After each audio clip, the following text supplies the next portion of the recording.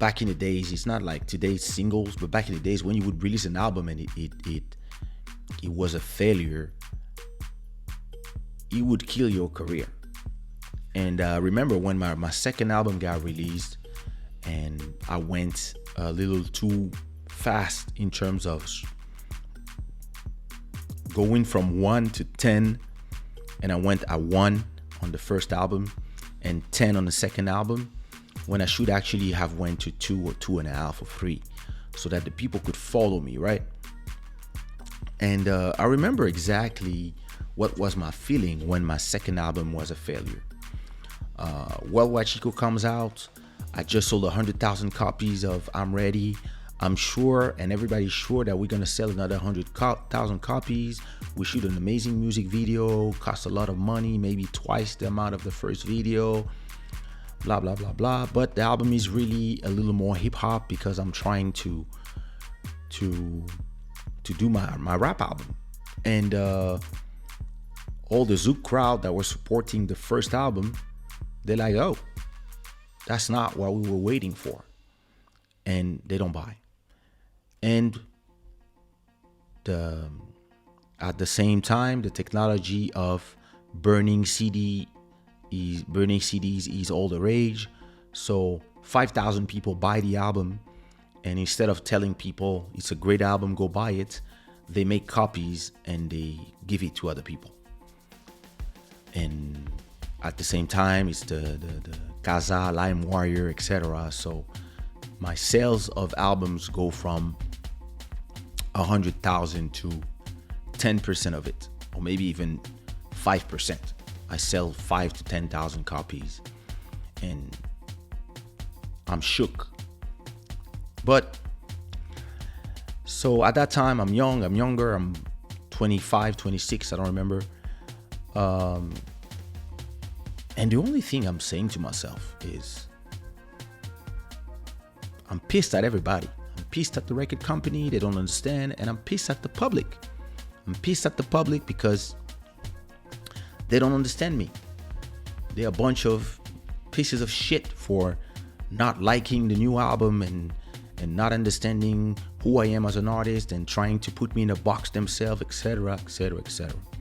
Because at that time, I'm just an artist. It's not my money that is invested, and it's just me and my feelings. And I was feeling like doing this, and these guys, these bastards, fans, didn't get it. And I was devastated, very angry. I left to Belgium. I stayed in Belgium for a while. I was doing shows, but less and less, things were going lower. And then, so 99, 2000, the whole 2000, I'm still performing. I'm starting to perform in Africa. So I'm doing shows, but at the same time, problems with the record company, etc., etc. And while I was in Brussels, thinking about life, around 2002, when I do the compilation Caribbean Soul, I just have a eureka moment, and I said to myself, oh, I know where I was wrong. That's really what I said to myself. I was like, yeah, I got it now. And I understood why that album was a wrong business decision. Even if as an artist, I stand by the album, but as a business person, I should have had somebody behind me to tell me, you're going too far, or yeah, great album, but remove those 5 songs and replace them with songs that look like the album before, so that the people could stick to something and buy the album. But I didn't have those business reflexes at that time. But how did I go there? And that's the most important part of the phrase, don't complain. It's not just don't complain. It's don't complain, but try to reverse engineer your mistake. Try to understand how you got there and why it didn't work. Why the people who loved your music and love you didn't support you on the second album. And try to understand as well, what are the things that are incumbent to your own mistakes, but also what are the things that you can't control. And once I understood that, I could release a lot of the frustration that I had between 99 and 2002, because the things I could control was the music I put in there. And because I did the first album in South America, it had that South America feeling. But the second album was done in New York with a bunch of hip hop guys. And I went very New York. The album had that New York feeling. And I forgot, and I didn't do one or two songs with samples, which was the reason why I got popular. So I didn't check that box. And I didn't do enough kizomba or zouk R&B, zouk rap songs. There were some, but the album was a little too rich on that department. That was missing like those 4 or 5 songs. So I didn't check that box either. But then the things I cannot control was the internet becoming faster and CD burners becoming a thing. This I could not control. And instead of being frustrated, I just learned from it. And that's when I did my third album, It's All Love, you could see that on that album.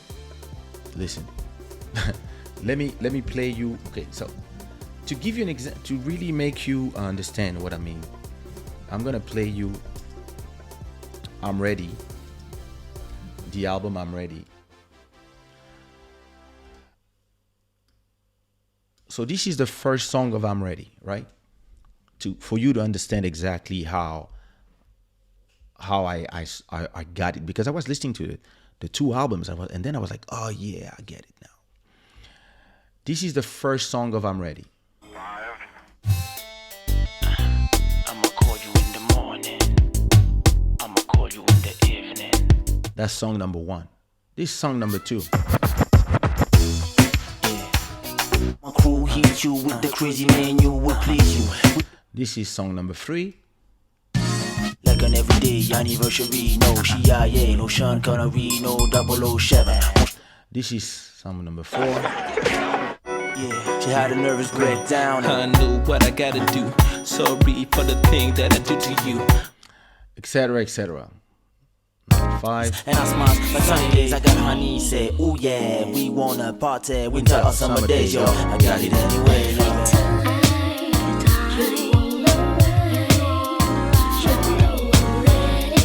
So I'm Ready was an album that sounded Caribbean, it sounded zouk, it sounded African, it sounded hip hop at the same time, but it had that definitive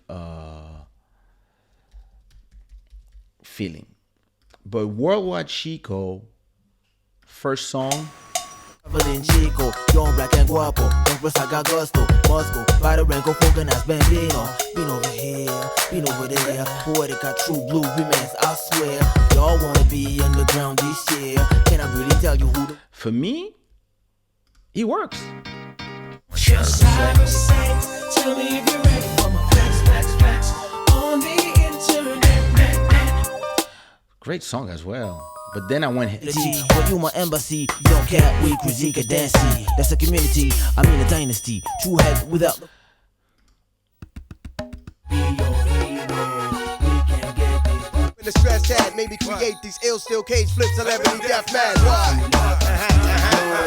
So it's not that the album is make me wanna swear. I wanna see your secret underwear. Just come into my city. Hold it down, getting cheeky, no doubt, no fear. I'm from the So it's not that the album is not the right album and the right songs. It's just that it was just missing 2 or 3 songs that would have put people in the mood. And maybe the 2 albums were too close from each other because there was just one year between the 2 albums. But look, this is the 3rd album. Look how I start. Of course, the first album was intro, guitars. First song.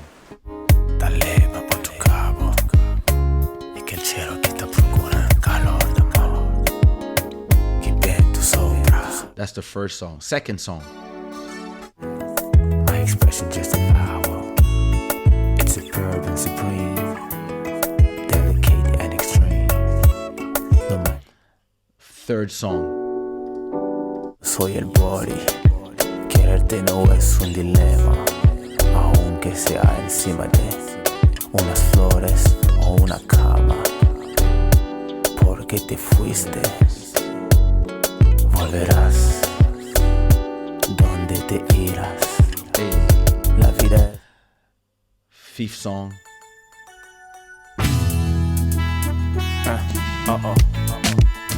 Yeah. Niño, Libenza. What? Come on. Throw your hands in the air. And niggas, I represent uno. Come back. Tell them niggas I'm back. You see, like.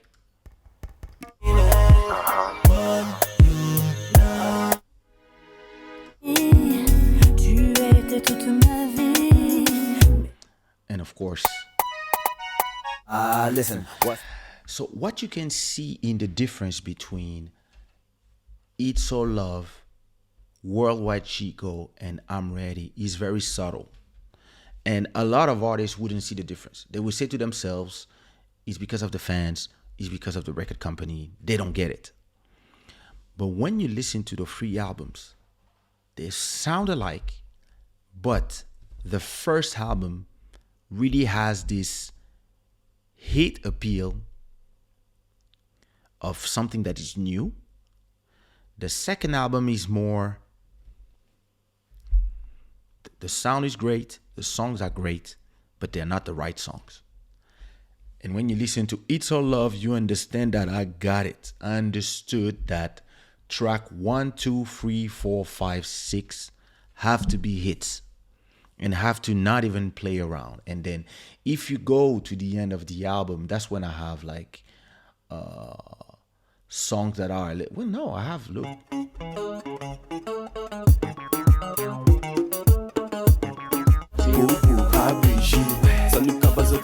And then I have flower and live it to the sky. They wanna stop you, you can't be out of sight. I have songs that are the type of the second album, starting in the middle of the album. And this is where I understood how I messed up. I mean, yeah, it was part of the mess up was choosing the right song for the album. There was a point where I didn't do it.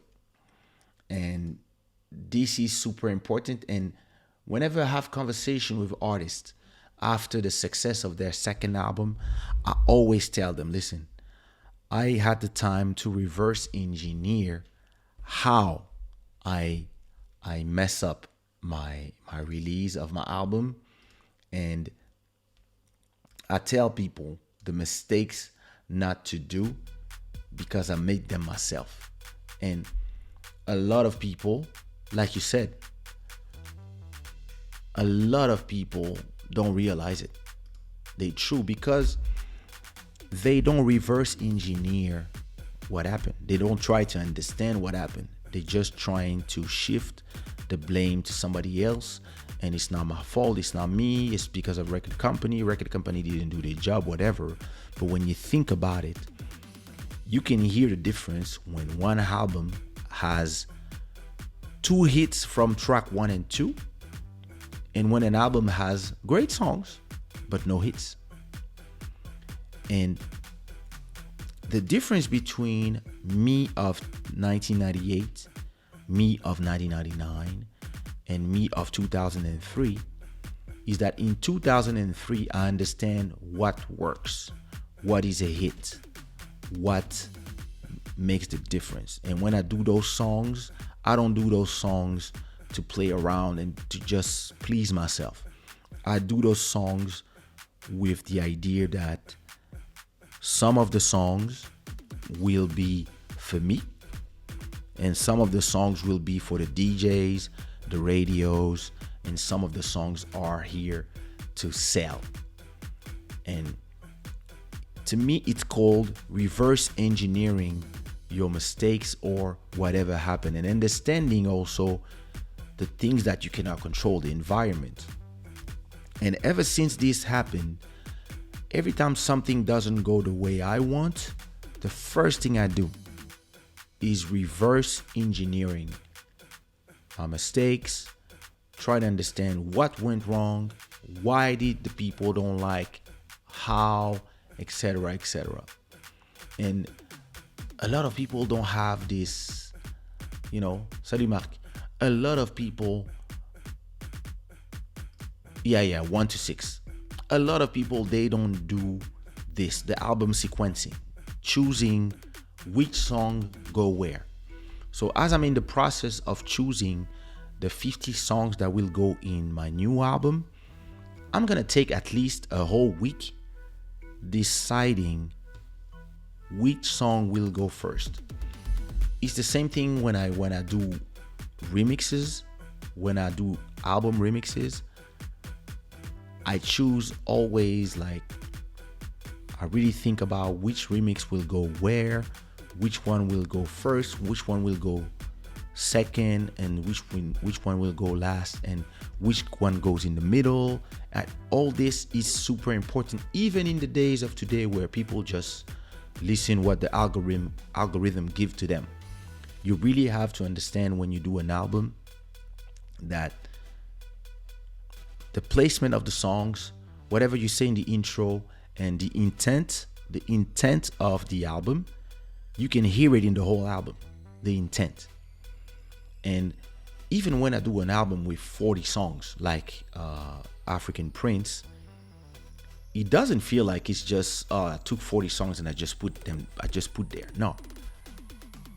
If you place them the right way, it will feel like a cohesive body of work. And as I'm doing a 50 song album with Bantu Royalty, and I'm already starting to work on Diaspora Deluxe,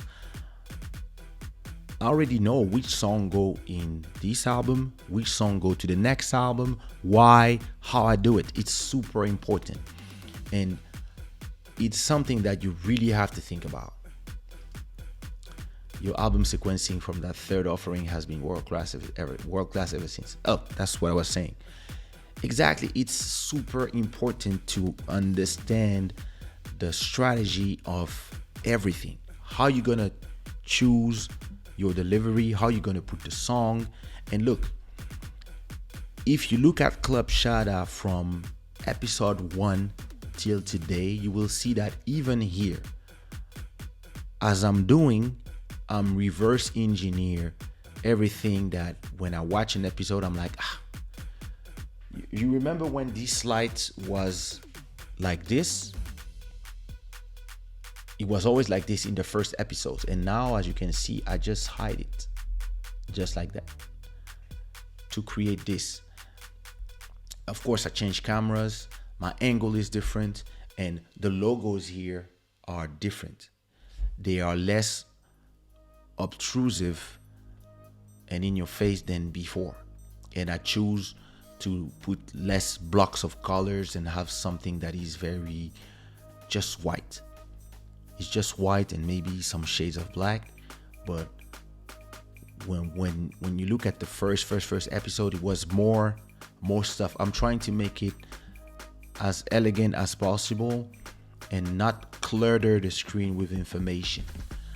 And there's a lot of information if you think about it. You have all the sponsors. Thank you again, passing here, you have the stream royalty, that you have the name of the song that is playing, and then you have the logo of the show, you have my useless Japanese icons, and then you have the logo, the sponsor logo, and then you have all this in the back that is also carefully put there. You have my Ganesh, you have whatever I'm going to drink, the iPad.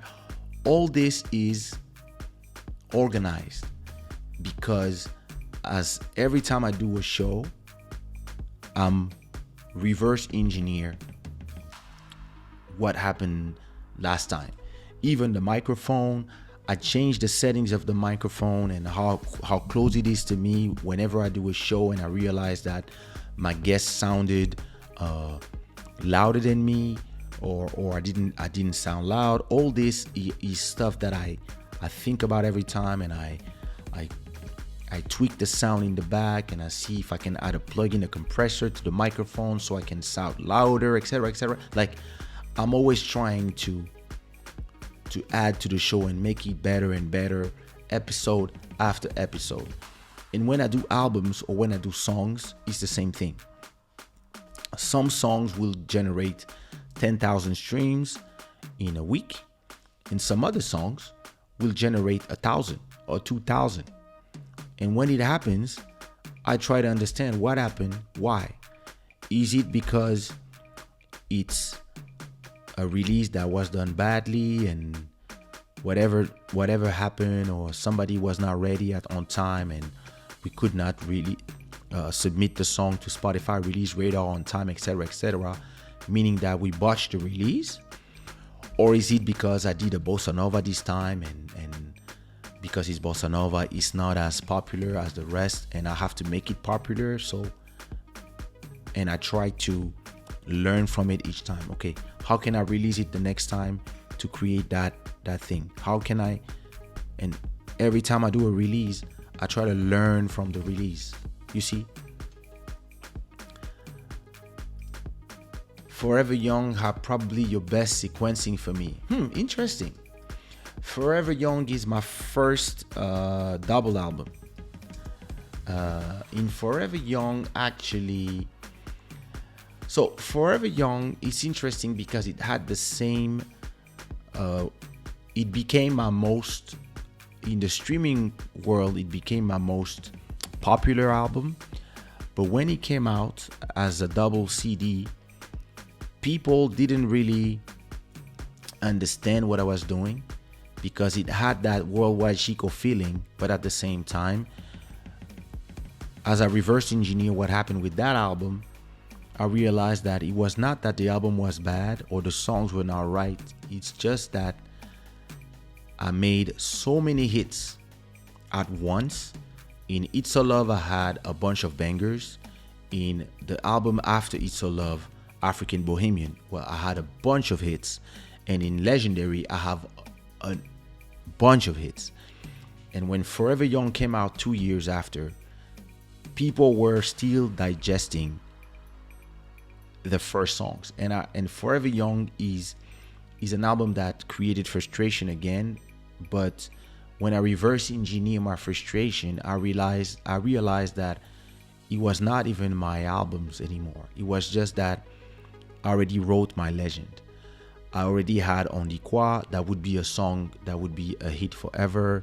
One Love, Question My Heart, Something Going On, Fiona, 88 BPM, etc., etc. I already had so many songs that everything that I released after was competing with what I released before. So after I understood that, okay, it was time to not care anymore about if my songs would work or not, because it would not change anything in terms of revenue and in terms of who I represent for people. And it's hard for an artist when you reach that point, because you left the stratosphere, but you still want to compete, you still want to play, but you don't realize that you up there already. It's over, like you're a legend already. And you might do new songs, but it's not gonna change anything actually. every time you're gonna do a song, they will be compared with your body of work already. So only a few songs will survive whatever you're gonna do after. And in the beginning, I was a little pissed. And then I realized it's actually an opportunity to have fun again and just make the music I like, because anyway, on shows, they're gonna ask me to sing all those songs and I cannot really propose new songs. And then when the streaming thing arrived, I was already in that mentality of, hey, I just do music to have fun again. And sometimes there's a banger, but most of the time, sometimes it goes on top of people, and only the connoisseur will understand what I'm doing, and it's fine. So I remember like the first song of that album. This is the first song of that album, Forever Young.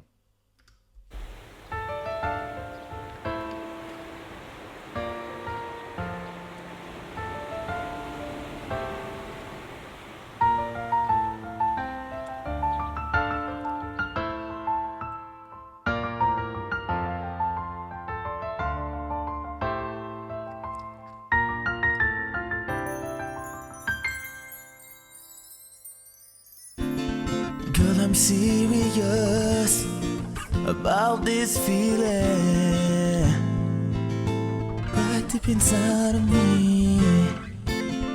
Girl, I'm ready to settle down, yeah, and be the man of your life.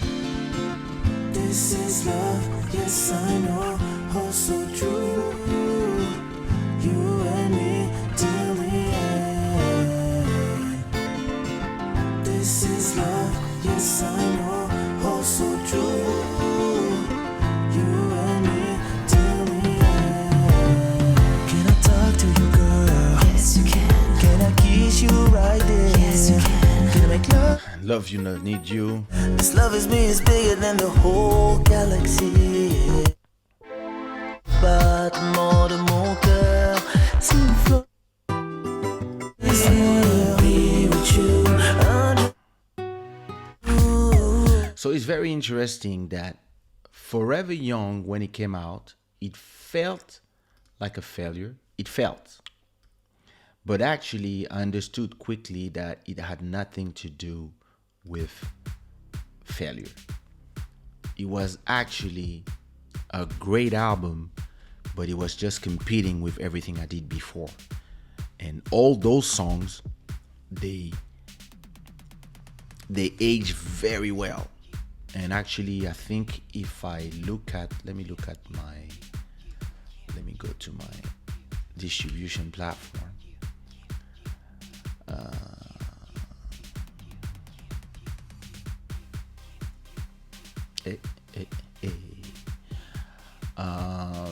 Let me go to my analytics and see what are my top albums.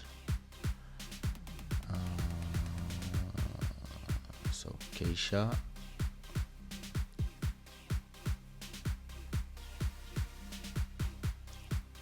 So my top albums. Oh, those are releases. Oh my god, I have so many releases. I cannot see my albums. Okay. So if you look at my top releases, all platforms, you realize that something going on because of course, Malembe. All right, but those are not albums. Those are okay. Top tracks, top releases. If you look at my top releases, you see that African Prince, Something Going On is huge, of course, but then you have African Prince as an album. So for me, it's amazing. It's like my latest album is my biggest album. I used to struggle for that. And then you have Roll Like Sushi, so that's album number 9.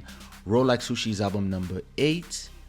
And then you have albums, a lot of compilation. Works of Art, you see.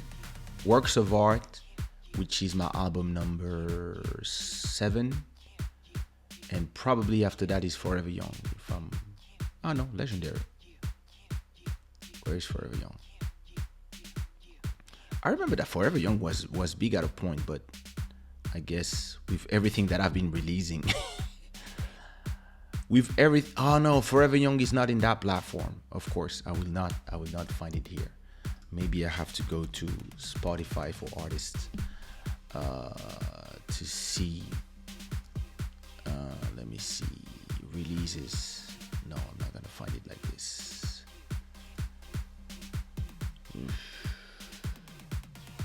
No, it would be on another platform that I would know. But yeah, when I reverse engineer what was frustrating me with the release of Forever Young, I realized that people were full of my songs, and that I could not only continue making quality music, but I could go back to being free as a creator to just create the things I like, as long as from time to time track 1 to 6 continues to be a banger, you fine. And that's what I did with all my albums.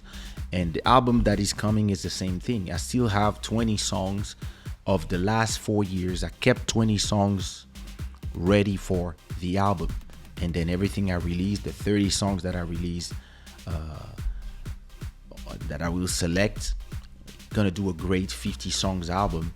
And when people tell me, but 50 is too much, blah, blah, blah, blah, people, da, da, da, I'm like, guys, I'm not like you, and I'm not playing in the same field as you. You guys are playing on the football field. I own the field. So I'm not playing the same game as you because I own all my music. So the more music I release, the more money I make and the more fun I have. And on Forever Young, that's what I realized. I realized that I really didn't need to do music anymore, actually. Because when you have the catalog that I had already in 2010, when I started moving to Portugal, 2010, 2011, before when I was about to move here, my catalog was already generating enough money to pay my rent, to pay my food, to pay the food and school for my children. So the fact that I just continued working just doubled that income and then tripled. So that's what I learned from not complaining. And instead of complaining, or listen, instead of being frustrated, I mean, you can be frustrated for a week. But the first thing you have to do once you're done being pissed and insulting everybody is reverse engineer how you got there. And once you understand how you got there, you can move to the next project with the knowledge of how to do things.